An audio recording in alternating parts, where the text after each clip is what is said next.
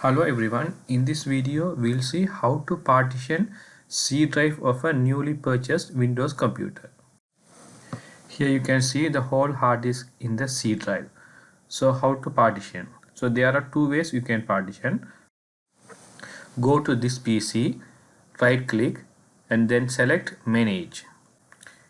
Here the computer management will open, then click disk management. So this is the first method to access the hard disk. Second method is go to the search bar and type computer management. So by this way also you can access the disk management place.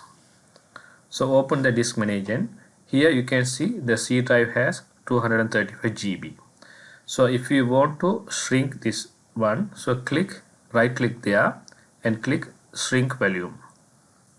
Here you have to enter the disk volume of the new drive. So I want to have a new volume of 100 GB. So it is 10,000 MB and click shrink.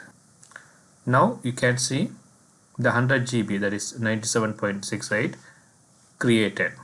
So it is unallocated. Right click on unallocated disk and select new simple volume. Then click next.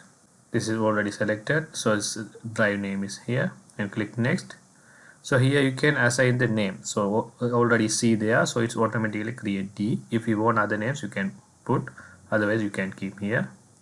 And if you want to give any name, so here is new volume, so if you want to give another name you can give.